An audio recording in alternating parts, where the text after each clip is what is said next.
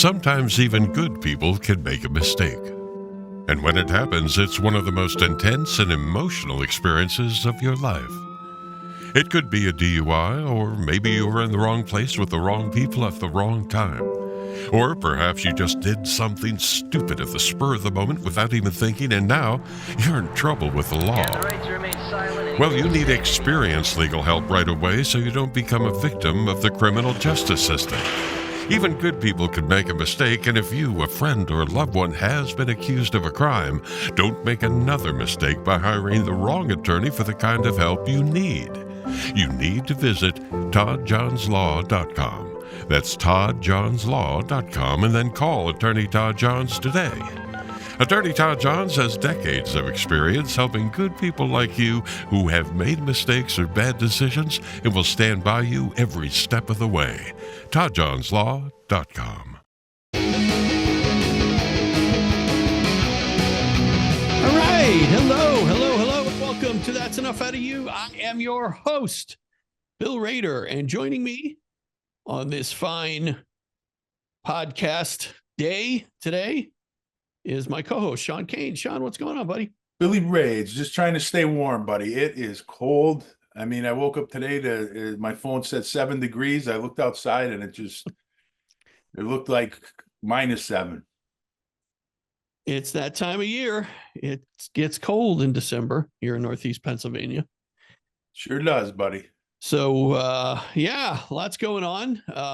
Busy day for me today. We had some practice with the band. We're trying to get some practice in before we go on a long stretch of shows that we're doing. There's a lot of gigs coming up in the next couple months, so we're just trying to get all the practice in we can. Yeah. So if you are in the Northeast PA area and you want to come out for some rock and roll, you can check out my band, Almost Infamous, playing at various places. You can look us up on Facebook. We got all our dates and everything up there, I think. And if we don't, we'll put them up there. But yeah, a lot of fun. Lots of stuff going on. And before we get into our Q&A for today, our Q&A with our listeners, just want to shout out to our sponsors. We've had some sponsors that have been with us pretty much since the beginning, Sean, and they've stayed loyal to us. They've been with us the whole time. Obviously, Todd Johns Law. We had Todd on our Patreon show a couple of weeks ago to talk about the CEO murder situation. So shout out to Todd. He was great. He really was. If you haven't signed up for our Patreon, I mean, it's almost worth that show alone. Yeah. We do our weekly speakeasy podcast on Patreon, and we had Todd on just to talk about that. He's got some great expertise on the subject, criminal law, and he really lent some great perspective to that case. So if you haven't had a chance, if you haven't signed up yet, please do that. Go to our Patreon. Just go to Patreon, look up That's Enough Out of You. And for as little as $1 a month, you can get access to everything that's on there, including our weekly show. So please, I would encourage you to do that and check out that podcast with Todd. We also have our sponsor, DK's Corner. Dave Clem, who is a great friend to the show, has been with us for quite a while, and who knows? I think by now we may even have updated his ad. We're working on doing that. So Dave, thank you very much. You've been a true friend to us and a great sponsor and great food. Great food. Check his restaurant out. If anybody in the area that hasn't yet, I mean, it's fantastic. Yep. DK's Corner in Jessup. It's a great place to go for all kinds of different food. They have breakfast, they have lunch, great food there. Another sponsor that we have is Case Quattro, Sammy Sebastianelli, our good friend, and Marylin, his wife. They've been with us again. They've been with us for quite a while. That's another great place, Case Quattro. That's located in Peckville. Great wines, great atmosphere there. I mean, you go there. Atmosphere, music, beer. They got a lot of beers. Yeah, great place just to go and relax and have fun. Food, Billy. Really good food too. Good food, everything. It's just fantastic there. And then finally, our sponsor, Gracious Day Grains, and Tom Maxey and we're going to we'll be doing an updated ad for Tom as well. And Tom's working on his website. He's got some people helping him out with that. So once he gets his website up and running, it may even, who knows, it may even be by the time the show goes up, that we'll be talking some new things about Tom and his what he's got going on. So our core four, right, Sean? Our core four, yeah. They've been. And then we got a lot of seasonal ones that'll be back, and we're adding new ones. We're looking right now. We're in the works with a couple potential ones. So, and anybody else out there that has a business or knows somebody, and we give a lot of exposure, Bill, for a fair price, I think. Yeah, it's a great way to get the name out for your business. I know all of our sponsors have told us they've had some feedback and some business just based on hearing our podcast. So that's great news. And we appreciate the listeners being loyal to our sponsors, and absolutely we would encourage you to keep doing that. So thank you. And Billy, people check out our merch store. You can get this fine glass right here. Sean, it looks like you're holding an invisible. Oh, you can't see it? Doesn't show up in the background. All right. It doesn't show up with your background. But I'll post pictures of some of the merch as we're talking about this. I'll put some pictures up there. But yeah, definitely go to the merch store. There's t-shirts there. There's glasses. There's shot glasses. There's all kinds of stuff. Hoodies and all kind of stuff. Hats. Yep.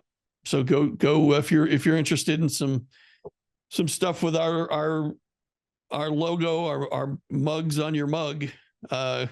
Go to our merch store and get that. And then of course our bookstore also, if you want to check that out. All this stuff, by the way, you can find it at our website. That's enoughoutofyou.com.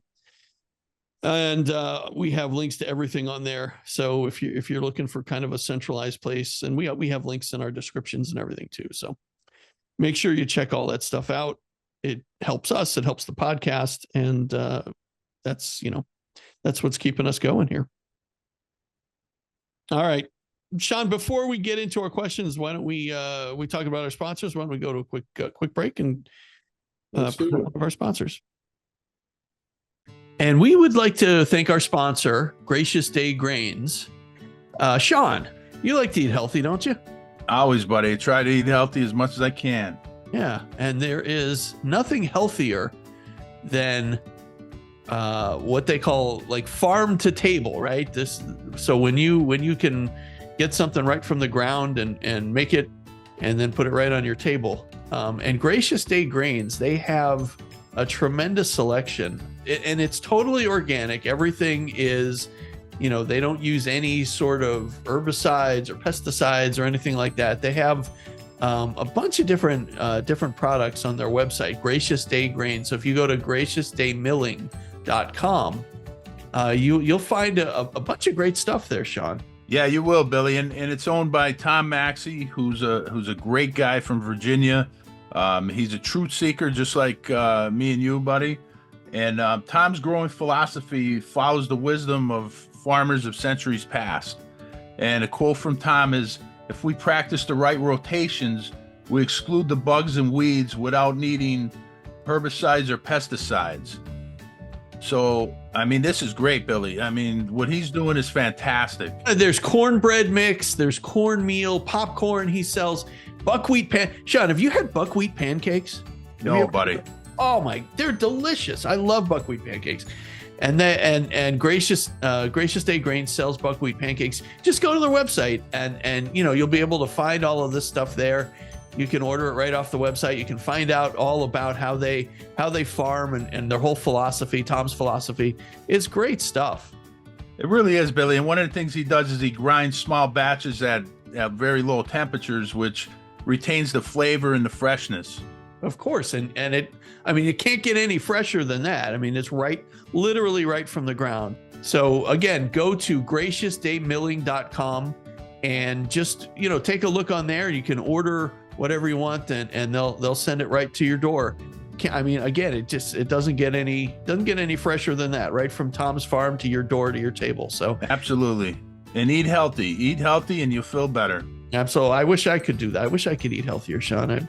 Well, start with Tom's stuff, buddy. I'm going to order some of those buckwheat pancakes. I love There you go. I'm going to try them too, Billy. Yeah, they're really good. All right. Gracious Day. We thank Gracious Day Grains for their sponsorship. Thank you. All right, we are back. That's enough out of you. And this week, we're doing one of our very, very, very special Q&As that we try to do these about once a month. We Have try to keep up. Just trying to keep up with all the questions and comments and things that come into us.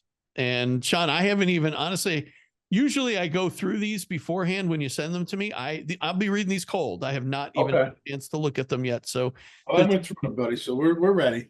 Should be interesting.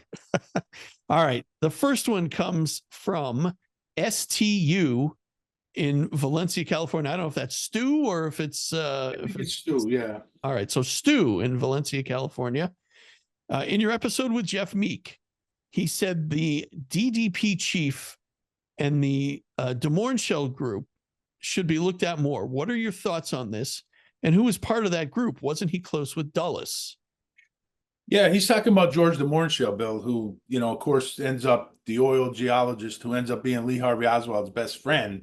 And he was very close with Dulles. He was part of what's called the White Russian community, which is interesting because they paint Oswald as a communist, and the White Russians hated the communists because they were trying to take all their money.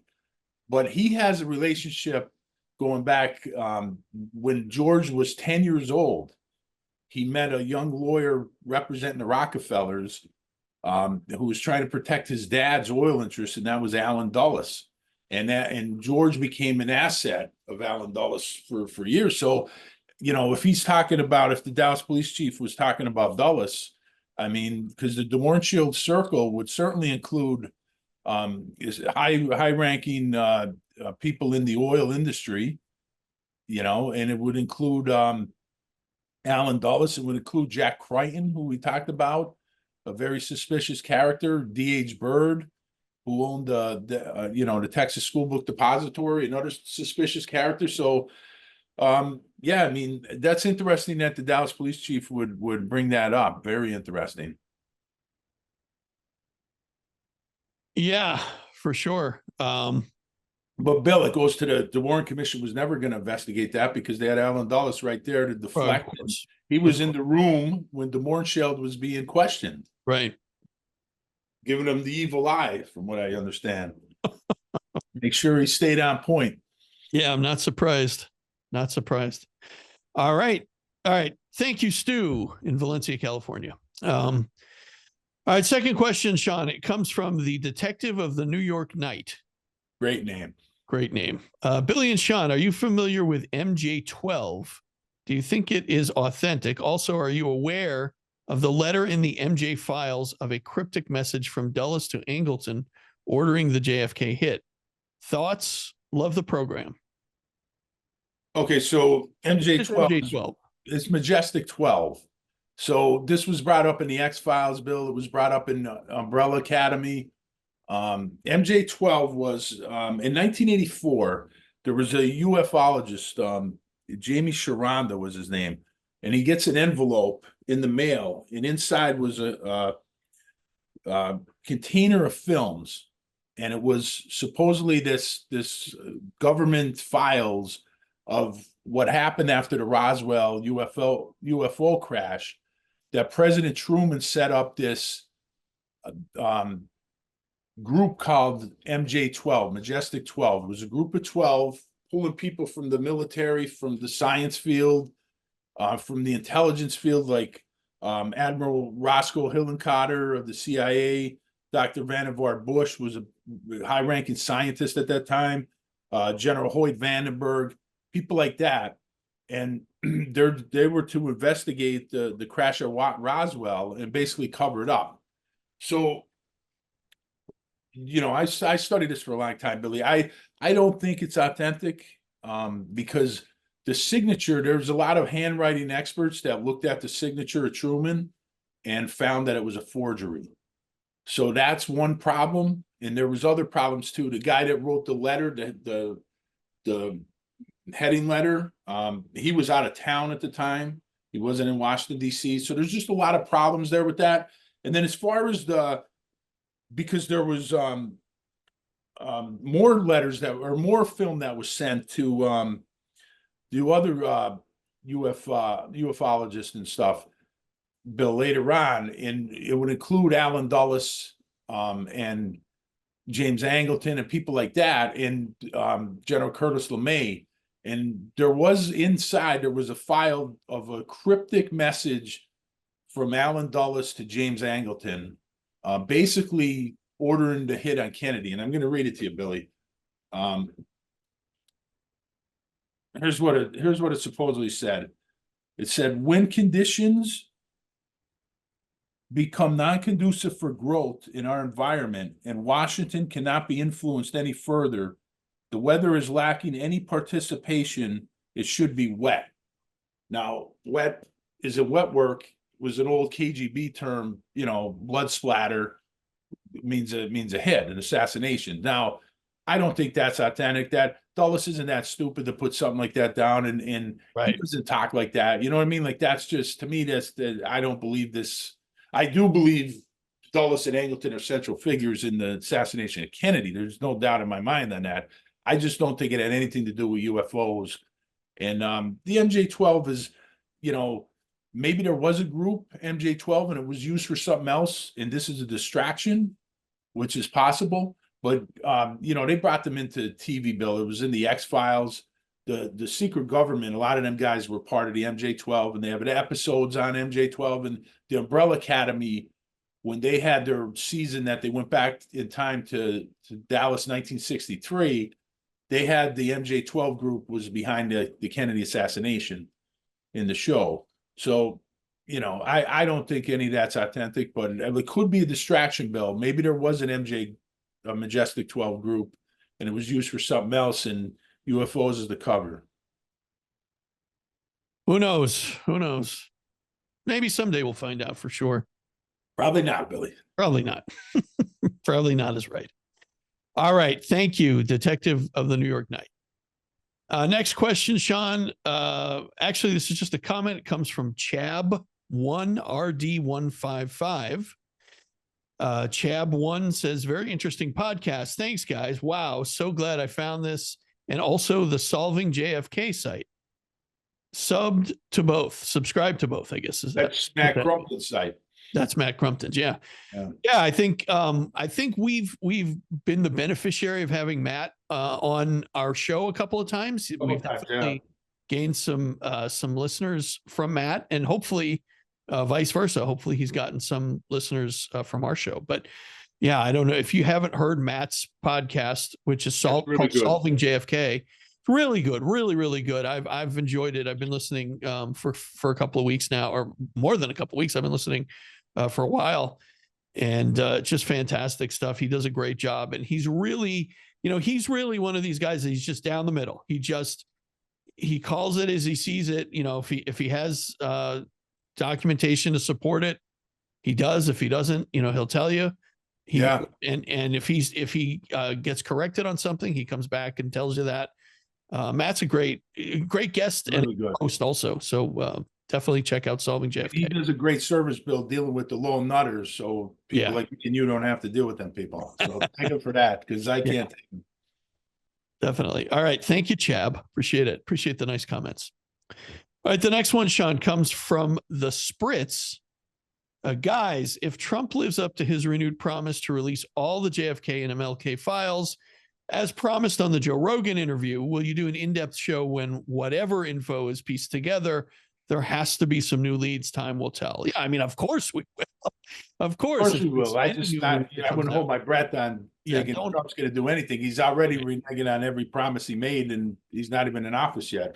And I think it's really, does Elon Musk want to do it? That's true, because Elon's the president now. So yeah, that's true. But Bill, just to add to that, we do have a show scheduled with we're bringing back Professor Paul Blow, Andrew Eiler, and Mark Adamczyk, and they're going to talk about, they've been working on this stuff. They got some new stuff going on, new information.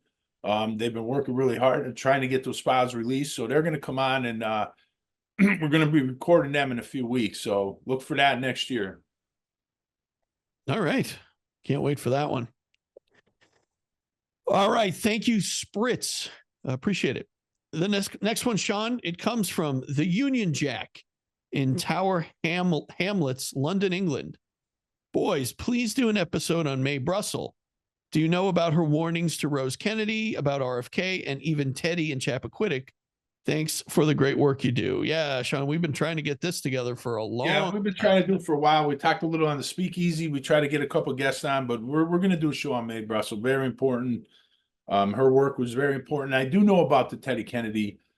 She sent a letter to Rose right before Bobby was assassinated, telling her that, you know, the same forces that killed John are now focused directly on RFK. And then she also did the same thing with Teddy. She called that, you know, like, I don't know if it was a month before Chappaquiddick, but, you know, the interesting thing on that, Bill, is the tapes in Watergate, the tapes where John Dean is talking, and he mentioned something in there about if Teddy only knew the bear trap that he was getting into, and then he stopped talking. And he stopped. So there's something there. I haven't had enough time to look into that. I know there's a report that E. Howard Hunt and Sturgis and maybe Liddy were in the area there. That's enough to be suspicious right there. So Sure. There's definitely more to that story, Bill. And they were really focused on making sure that Teddy didn't follow his brothers and become president. So there's a lot there. I'd like to look into it someday, or maybe we could get a guest on that has. And we'll look into that down the road. But we're definitely going to do Mae Brussel, Bill. We got it. Yep, absolutely. All right, Union Jack in London, England. Thank you very much. I appreciate that. All right, next one, Sean, comes from Captain Kangaroo. All right. I used to watch Captain Kangaroo back in the day. That was one of my favorite shows. This one is Captain Kangaroo is in Adelaide, South Australia. All right. A lot of fans in Australia, buddy. Yeah, we do. We're big, and we're like who was the I'm trying to think of the movie from the 80s. What was that guy's name? Oh, Crocodile Dundee. Crocodile Dundee. And then there was the wrestler. What was the wrestler's name who was from Australia? Remember that guy? Which one? There was a couple from Australia. I'm trying to think. I don't know. I can't remember. I know who I know the one that you're talking about. Outback Jack. Outback Jack. Yeah, Outback Jack. Oh, all right. Captain Kangaroo.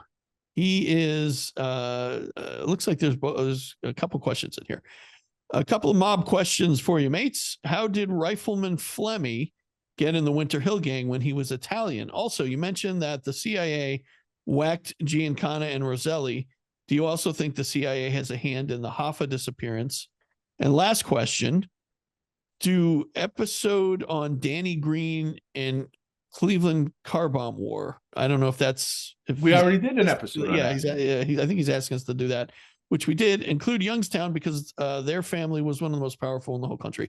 Yeah, go the episode, Captain Kangaroo, the episode, and I'll link it here. But the episode was called Cleveland Rocks, literally. Right. And that was the episode we did an entire episode on that subject, the Cleveland car bomb war with Danny Green. So definitely check that one out. And then he's also asking about Sean Rifleman Flemmi, and was the CIA involved with the Hoffa disappearance? Okay, the one thing he said there about Youngstown, Bill, Youngstown was not a family, one of the 26 Cosa Nostra families. It was a satellite of Cleveland. And later Pittsburgh, the Pittsburgh family would have crews in there. Youngstown was a very important satellite, though, for both families. And there was a lot of organized crime going on there, but it was not considered one of the 26 that was laid out by Joe Valachi when he turned to foreman. Okay. And as far as Rifleman Flemmi, he was 100% Italian, and he could have been a made guy in the Patriarca family. He was real close with them, but he went with the Irish mob. And it's just like Jimmy Burke. Jimmy Burke is Irish, but he went with the Italian mob, right? He went with the Lucchese family. So it was just about his street connections. He was really close with Bulger. He was really close, with a lot of the guys coming up in Winter Hill. So that's why, and it's, again, it's like, it's not really about Irish, Italian, or Jewish. It's just respect on the street. And if Flemmi had it, so the guys in the Winter Hill respected him. So he became an important guy, basically became the underboss, even though he wasn't Irish, he was Italian. Right. And then as far as, what was the second question, Bill? The CIA having a hand in the Hoffa disappearance. Well, that's interesting, Bill, because there was one thing in David Talbot, his book Brothers. Now, David's book, and we had David on before. His book, The Devil's Chessboard on Alan Dulles, is one of the best books ever written. But Brothers, I have some. There's a lot of things in there that I don't agree with, and I think there's some inaccuracies there with Judith Exner and some of the mob Kennedy stuff and the womanizing stuff. So. But the one important thing in that book, Bill, is he has there's a part in the book, a chapter on where there was bodyguards for Bobby Kennedy that told him that shortly after the assassination of John, that they drove Bobby to an airport, okay, the private landing strip, and they waited in the car, and Bobby got out, and off the plane came Jimmy Hoffa, and he had a couple thugs with him. And Jimmy and Bobby were talking for like 15, 20 minutes, and they were real cordial. Now, those guys hated each other, Bill. Hated each other. They couldn't even be in the same room with each other. Right. But according to this report, they were very cordial. And Jimmy was showing him something, showing him a file or something in an envelope. So who knows what that was, but I'm going to speculate, Bill, for a minute here and say, just suppose that he was showing him something that he had nothing to do with the assassination of his brother, but he was giving him something like he knew about the Castro plots. Because remember, Jimmy Hoffa is very close with Johnny Roselli. He was very close with Trafficante. He was very close with Giancana. So there's a good chance that Hoffa would have knew about the CIA mafia plots to kill Castro. And if he was telling Bobby anything about that, then yes, that would have made him a target for the CIA, because remember, those guys all disappeared right around. It wasn't too far off. Giancana disappeared Giancana was murdered in 75. Hoffa disappeared in 75. Roselli, I think, was 76, where he was murdered, and there was a couple other mob murders around there that I think were CIA related around, and it was all around they were supposed to testify to Congress. So if Hoffa was giving them something about, the Castro plots, yeah, it's possible the CIA, and that's probably why we never found the body. But, it's speculation, Bill. Can't really do anything. But that is a very interesting thing. I'd love to know what the heck Jimmy Hoffa was saying to RFK. Yeah. Interesting. Very interesting. All right. Captain Kangaroo, thank you very much from South Australia. All right, we'll do one more, Sean, then we'll take a quick break. Okay. This one comes from James Thomas in Oxford, Mississippi. Oxford, Mississippi. Sean, take a wild guess what this is going to be. Excellent episode. Thank you, Rick and Bruce, for your insights. So I'm assuming this is either the first or second episode we did with Rick. No, it's the second, Bill, because second. The rest of it, you'll figure it out. All right. Bill and Sean, I recommend you. Here we go. Bill and Sean, I recommend you expand the circle of voices you listen to beyond CNN. Your anti-Trump, liberal, radical left stance doesn't fit with who you are trying to be, and it will end in a failure. So, James, I haven't watched CNN in probably 5 years at least. I don't watch mainstream media anymore. So I don't either. You can stick it up your. Yeah, exactly. And Bill, I don't watch CNN. I don't watch mainstream like you. And the thing is, how many times on the show do we pound CNN when they say something stupid about the Kennedys? We just had Jim D'Eugenio on, right, and he had Chris Wallace from CNN. We went over the review of his book where Jim pounds that book. Right. So for this guy to say, and here's the thing, what was this guy's name from Ole Miss there? James Thomas. James Thomas. Yeah, he sounds like Lane Kiffin down there crying about why they didn't make the playoffs. But I wondered, did he give Rick and Bruce the credit on the episode before when they came on and they basically agreed with everything we said about Project 2025 and pounding Trump? Did he say anything about that? No, they didn't give him credit on that. No. When they basically say the opposite a couple weeks later or a month later, then he says give him credit. So, and they weren't exactly pro-Trump. They were just anti-Harris. But anyway, and we're not, Sean, I would say this. Yes, we're anti-Trump, but we're pro-America. I mean, this is everything America stands for. Trump is the complete opposite. Exactly. Exactly. And that's, that's what, and we're not radical left. Not even close. So Not James, James, if you don't like our stance, please don't listen to the show or watch us, because Bill, I don't even think we try not to even talk about Trump on the free shows. right. We So talk more about on Patreon, but on the free shows, unless we're asked about it or there's something specific that we need to, we really don't even talk about him. yeah, Because I don't enjoy talking about him. I'll be honest with you. I don't either. In fact, I'd be happy if we don't mention his name ever again. Yeah. I'd be really happy if we didn't have to ever mention his name again. And just tell James, enjoy that bowl game he's playing down there in the Pop-Tarts Bowl or whatever he's playing in. We'll miss. Enjoy it, buddy. All right. All right, Sean, we're going to take a quick break and we will be right back.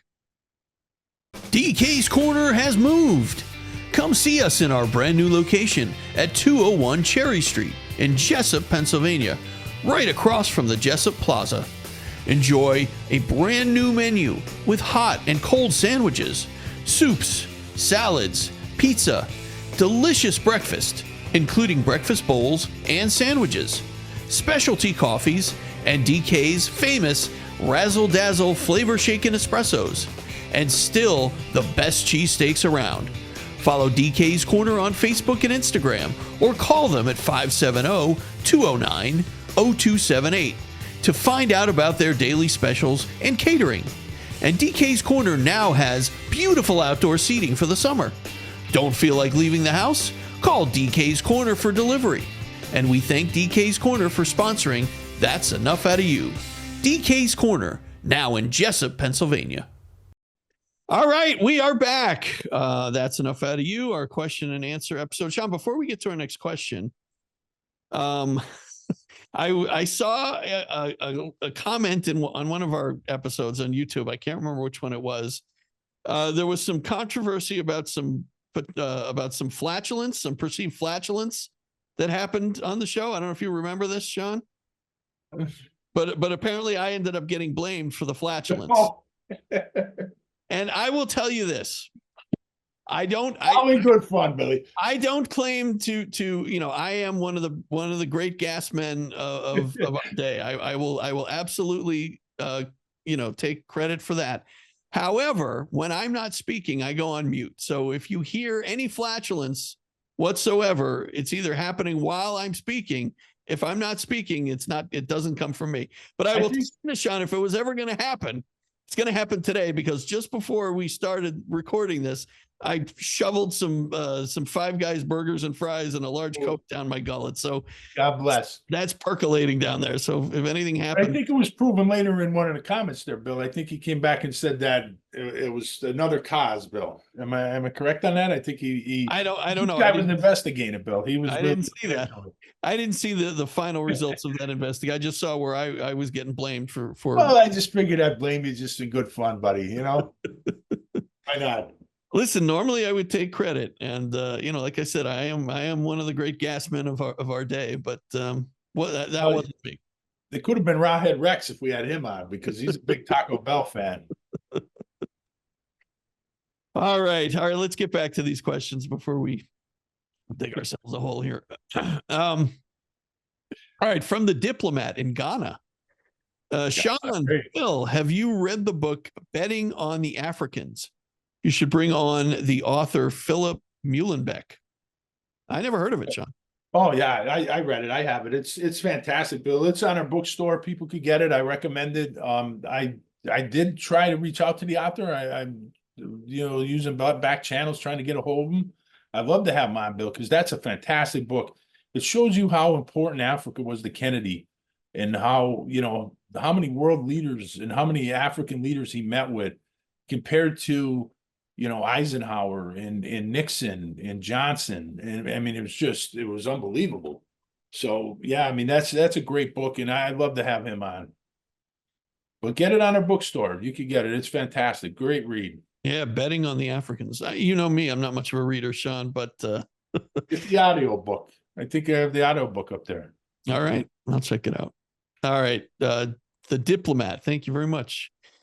All right, next one comes from Chloe Floquet. I'm not sure how to pronounce that. In Braille Bridge, Ontario, Canada. Husband and I love your show, but I disagree with you about the Marilyn Monroe stuff. I don't think the Kennedys killed her, but evidence is compelling that the CIA did to get back at JFK and RFK. So many people have seen the Marilyn Monroe diary that it cannot be fake. I do think the UFO stuff was added to the story and is false, but you two can quickly dismiss the rest of it. Cheers, keep up the good work, but it's okay to admit when you're wrong. Well, we're not wrong here. Yeah, we're not. I mean, how many times we got to cover this, Bill? What was the first sentence on that? What did she say in the first? Well, she did say she loves the show, but she disagrees about Marilyn. And right after that, she doesn't think the Kennedys killed her, but evidence is compelling that the CIA did kill her to get back at JFK and RFK. Listen, we blame the CIA for a lot of stuff, but let's blame them for stuff we could actually prove that they did. You had the autopsy that shows that there was no murder. You had Cyril Wecht looked at that. You had other pathologists. Thomas Noguchi, who did the autopsy, is a really good pathologist. There was no evidence that she was murdered, Bill. It was a suicide or an accidental overdose. And there's no evidence that the CIA did that because there's no evidence of a relationship that you could prove between the Kennedy brothers and Marilyn Monroe. I mean, that's all been fabricated. We're going to have an episode up. It'll be up probably before this one with Don. And he goes through what David Heyman did, making up these phony interviews and saying all these lies and spreading all these lies. So in the diary, Bill, we covered that. And it's like, just because people said they seen it doesn't make it true. I mean, where is the diary now? Physically, how come when people offer large sums of money to bring it and show it to the public that nobody comes up with it? Because it's all made up, Bill. It's all made up. Marilyn Monroe had journals. Yeah. She didn't have a diary. But Bill, I mean, maybe that's what they're referring to. I don't know, Sean. No, they're not, Bill. They're not. They're totally not. They're definitely not referring to the journals because the journals, but we covered this with Don McGovern. The journals, the way they're written, first of all, Marilyn Monroe was very intelligent, but she was not a great speller. And she also wrote things down out of order. So she would use arrows to show, this story's connected to this story or vice versa, right? None of that is in these supposed diaries that people seen. So no, we know the journals. We've seen them. They've been, handwriting experts said they're genuine. No, that's totally not what these people are talking about. The journals, Marilyn Monroe talks intelligently in the journals. She doesn't talk stupid like in this diary, like, Sam's a mob guy. He's mafia. Don't say his name. Like, that's just like a kid talks like that. You know what I mean? Right. Yeah. So no, that's totally different. And I talked to somebody the other day, Bill, and it's just, I was telling them all the facts about this, and the person said, well, you know what? It's just too good of a story not to believe. So what do you come back with that? Like, people are going to believe what they want to believe, Sean. There's nothing we can do. I mean, we've had Don McGovern on how many times? 5-6 times on our show. And Jim did a lot, and they've done all this research and they've looked at all of the evidence. And listen, if you're still believing that Marilyn was murdered, that's fine. You're going to believe that. There's nothing we're going to be able to do to convince you otherwise. But they're probably expecting Santa Claus, Bill, a couple of days. That's but that's what people, that's your prerogative, and you're certainly entitled to that. But we've shown otherwise on our show. But anyway, Chloe, thank you for listening. We appreciate it. Up in Canada, appreciate all of our Canadian listeners. All right, Sean, next one comes from Elena Diamandis Ariti, and I truly apologize if I messed up your name, Elena. In Attica, Athens, Greece. Nice. Yeah. I think this is the first one we've had from. I think so, but Athens. Yeah, first question, but we do get some listeners down there in Greece or in Greece. Yeah. All right. The question or comment is, I love how you gents speak up against fascism and you realize the threat that MAGA represents. It is a fascist uprising that unfortunately it's not just the USA that is tilting to right-wing extreme. It's the whole world. People voted for Trump thinking he will end wars. But so far, his appointees are the same old war hawks. Keep up the work and never give up. Well, we won't give up, Elena. Thank you. And yeah, I mean, this is not, as we record this, Trump has not yet been inaugurated. He was elected about a month or so ago, month and a half. And he's long past the when he said he was going to end the Ukraine war with one phone call. That hasn't happened yet. Well, he already said it's not going to happen. He said it's not going to. He already backtracked. And Bill, it's funny now that I don't know if you've been hearing the stuff he's been saying on Twitter, but he's been saying that he's the president, not Musk, and it's really getting to him. You knew that was going to get to him like a child, but obviously people saying President Musk, and it's he's acting like a 4-year-old. Yep.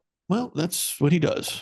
What she mentioned there, Bill, there is a really disturbing trend, not just in America, but in a lot of countries where they're to the right. Even when we had Mark Brennan on, Professor Brennan, he talked even in Ireland, which was always left, even to the extreme left. And now there's been a change there to the right. So it's very, very, very disturbing to me, Bill, because I always been, middle, a little bit to the left, middle left, I would say.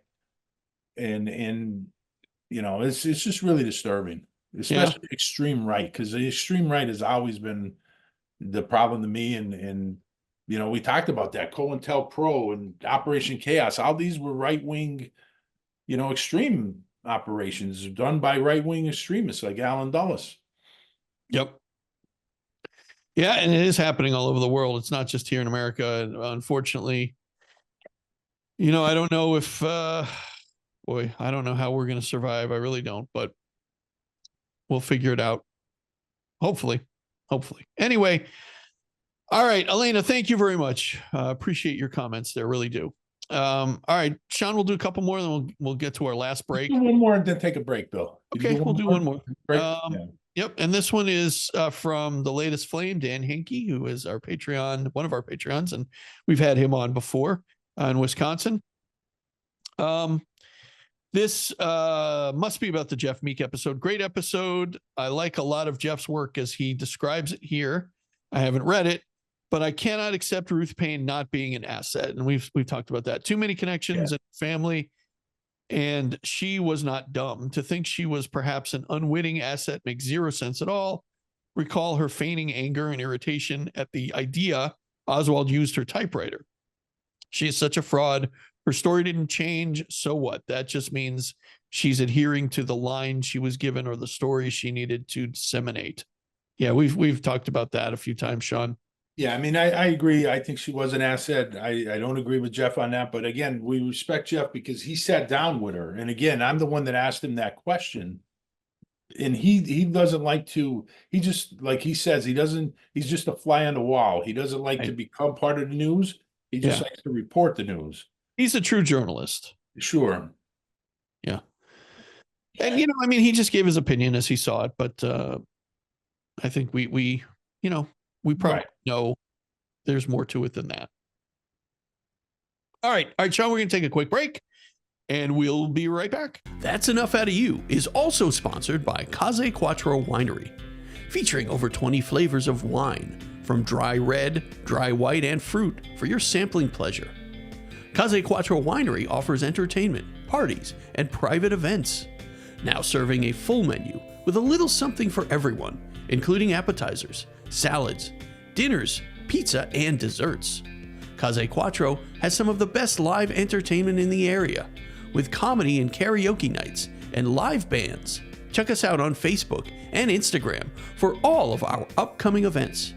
And if you mention the code OUTA, that's OUTTA, you get 15% off of your order. Located on Main Street in Peckville, Pennsylvania, call 570-382-3855 for more information. And we thank Case Quattro Winery for their support. All right, we are back. And that's Enough Out of You. We've got a few more questions before we wrap up today. This question right out of the gate here comes from our friend, our good friend, and Patreon, Angelo, Big Ange, Mariucci. Big Ange. Sean, do you think Notre Dame, especially with the playoffs expanding, do you think Notre Dame will ever join a conference? Bill, I agree. There has to be an episode on the Philly mob. The war down there was crazy. Thanks for the insight, guys. Love the HBO Gotti movie, one of the best ever made. The Travolta movie was brutal. Yeah, I got to agree with you there. It was brutal. No, I don't think Notre Dame will ever join a conference, even with the playoff format, Billy. Why would they? Why would they? Why would they? Why would they? There's no advantage to doing that for them. No advantage. But here's the two things, Bill, that it was like the Godfather movie, Bill. Make them an offer they can't refuse. If the money that they're offered is so ridiculous, then maybe they would consider it. Or if their path to a championship is blocked, meaning that have to be a conference champion or in a conference, then they would have to. But they're not going to do that, Bill, because just look at the format, Bill. Okay, you had the teams that got the bye, and then you had the teams that got a home playoff in the first round. And what was the first playoff game they did? Notre Dame on a Friday night. They put the other games on Saturday against the NFL, and they had Notre Dame by itself. And that's ESPN, Bill, who loves to bash Notre Dame because they don't cover them because they have the NBC contract. Mm-hmm. They put them on Friday night, and that atmosphere was unbelievable. And it was just incredible. And I don't think, like, what reason, and I know Ange isn't saying this, but fans of other teams, especially Notre Dame haters, they just want Notre Dame in a conference because they want them to be just like their team.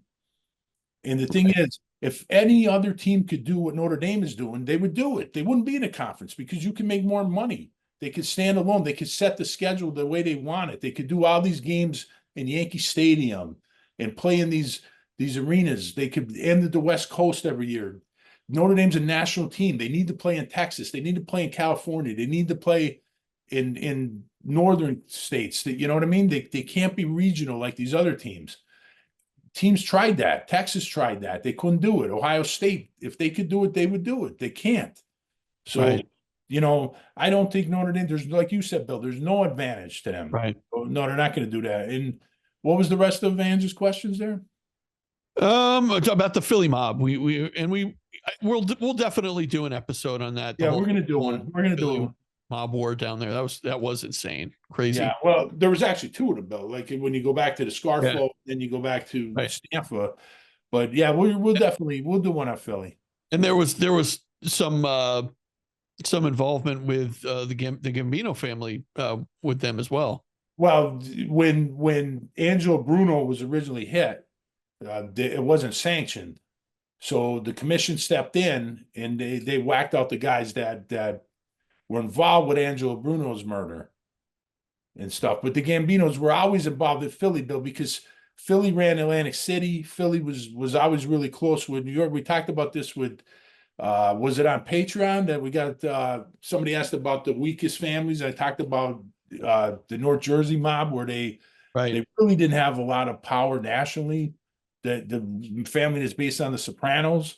But the Philly mob did. The Philly mob was very connected to the commission. They were connected. We talked in the episode on Billy D'Elia because they were connected to the mob here, the Northeast PA mob, the Piston mob. But there's also that story about how Castellano sent Sammy the Bull down there. Yeah. That was crazy. I mean, that was crazy story. We'll have to relate that story too when we do that episode because that was insane, especially the way Sammy told it. Yeah, that was crazy. But that takes up a whole episode to tell that whole story, Bill. Yeah, absolutely. You went into every single detail. That was crazy. Yeah, we won't get into that. And then as far as the Gotti movie, the HBO Gotti movie, I think is one of the best mob movies ever made. Yep. The Travolta one is terrible. Awful. It's terrible. One of the worst movies ever made. Yeah.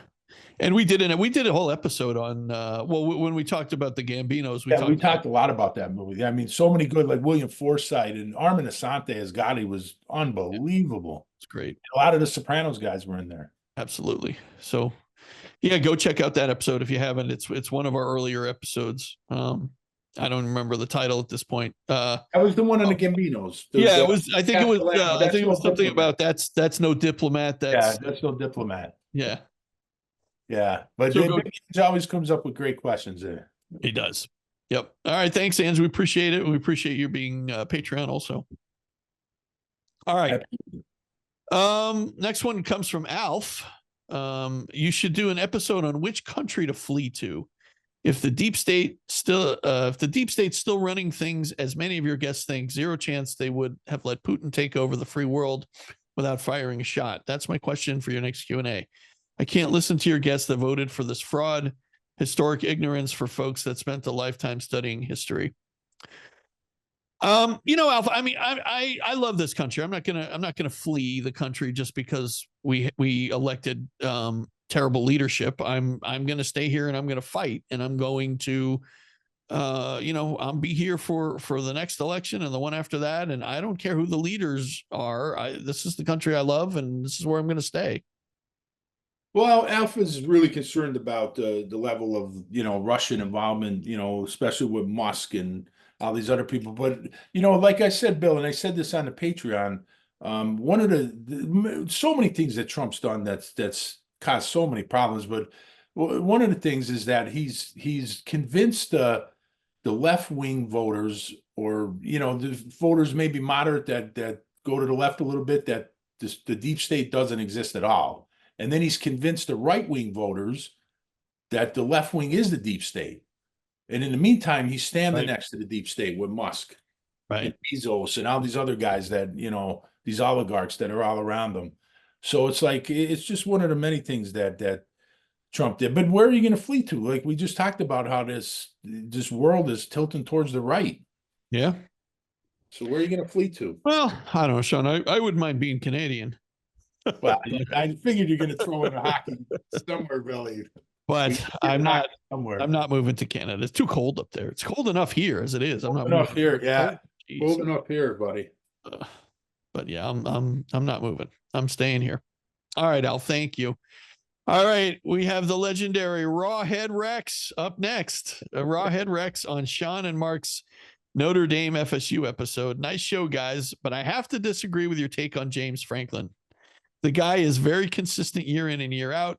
You can count on him to win 10 games a year. It's a given, and you can take that to the bank. Also, most importantly, he has the kind of expertise Penn State needs, and that's covering. All right, I'm not going to get into this. Don't ever. All right, never mind. I'm stopping. Well, I'm stopping there because RawHead Rex is a Penn State hater. So what he's doing there is being sarcastic because he wants James Franklin there forever because James Franklin can't win the big games. So RawHead Rex is happy with beating all the bad teams and just not winning the big games. But I got to tell you, Bill, I gotta say, Franklin's got Penn State playing better for really the first time that in a long time they've seen Penn State in a big game play hard and didn't quit. And maybe Franklin's turned the table, and RawHead Rex won't like him if he starts winning big games. But I think it could be a showdown with Notre Dame Penn State, Bill, in the playoffs, and that's going to be insane. By the time this episode airs, that may have already happened, so you never know. We got to get past Georgia. They got Boise State. We got Georgia. Yeah. So. Well, you never know. Lots of things will change between now and as we record this. That's true. And what else did RawHead say? What's that? Did he say anything else, RawHead, or was he just? He did, but I'm not going to repeat it. I'm not going to read it. He's a classic. RawHead Rex hates all the Pennsylvania teams: Penn State, the Eagles, the Steelers. I do too. I'm with you, RawHead. Yeah, I agree. I don't like any of them either. I just don't go to the extreme. Like I don't watch them just constantly root against them. Like RawHead. RawHead sits there and just roots against them. He loves rooting against them. He hate watches them. All right, we got another one from RawHead Rex. He's talking about one of our speakeasy episodes on Patreon. A great episode on Notre Dame football and the circus coming to DC next year. I would like to hear your take on Trump eliminating the Department of Education. If he manages to accomplish this, that would end low-interest student loans, grants, and all kinds of student aid. In my opinion, this has to be the Republican plan all along. Keep them dumb, poor, and sick. All one has to do is look at the most deep southern states to understand this plan. Bill, I hope your daughter finds a good college to attend before Trump kills all of these programs. Keep up the good work. Your friend always, RawHead Rex. So RawHead, I got bad news for you. My daughter doesn't go to college until 2026. So by then it'll be too late. But yeah, I mean, look, putting Linda McMahon in charge of the Department of Education is, I think that speaks for itself. There's nothing I can do to add to that, Sean. This has just been a joke, and it will continue to be a joke.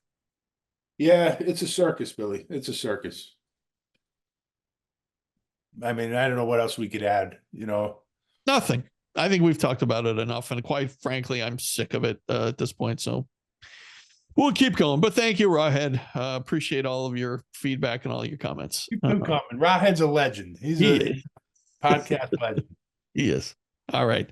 One more, Sean, and then we'll wrap up for the day. This one comes from Chris McDonough. Sign writing 1568. Don't know what that means, but okay. Here we go.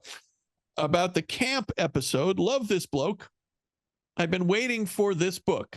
Bart puts together such a strong case. Whether I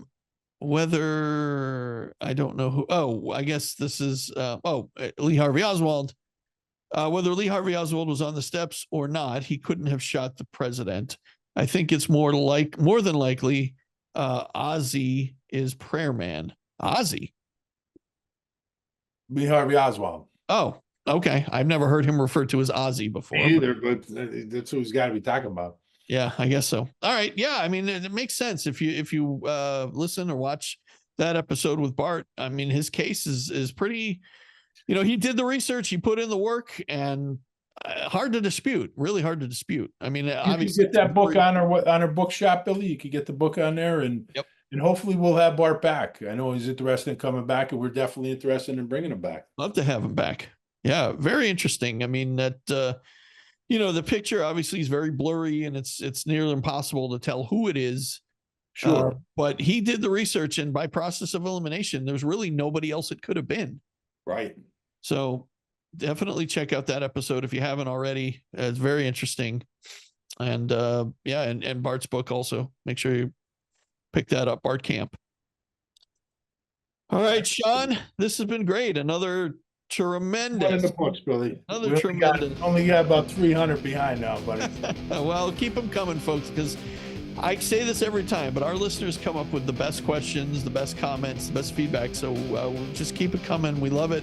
We're trying our best to, we're really doing one of these a month just to try to keep up. Yeah, because there's so many of them, but we appreciate it, and they're coming from all over the world. And the ratings are getting better on the Billy. So I know people like listening to these more.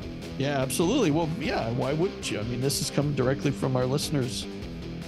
So you never know, you might get your question read on the air, your comment, your feedback on the air. And we'll have to promote these episodes on the other, because, Sean, I think if you don't listen to them and you don't, there's really no, I don't know, if you're not listening to these episodes on a regular basis, you don't know how good they are. So, so we'll have to talk about them on the other shows where we have guests. But we're gonna have to mention. Yeah, but anyway, thanks to our listeners again. Tremendous comments, questions. And Sean, thank you for all the research you do and everything, and being able to answer all these. It's great. Yeah, I mean, some of these really testy, Billy. These are great questions, multi-layered, and really fun, Billy. Love the comments. And no one can accuse us of ignoring the negative, or negative or the opposing feedback. I mean, we do at least one on every show. So we get that too, and we answer those just as well as we do the ones that people that agree with us, or that are just asking questions. So yeah. All right, Sean. Thank you, and that's enough out of you. All right, good night, everybody. That's Enough Out of You podcast is executive produced and written by Bill Rader and Sean Kane, and edited by Bill Rader. The That's Enough Out of You podcast and logo are exclusive property of Bags of Chicken, LLC. Any rebroadcast, retransmission, or accounts of this podcast without the express written consent of Bags of Chicken, LLC is prohibited. So don't even try it.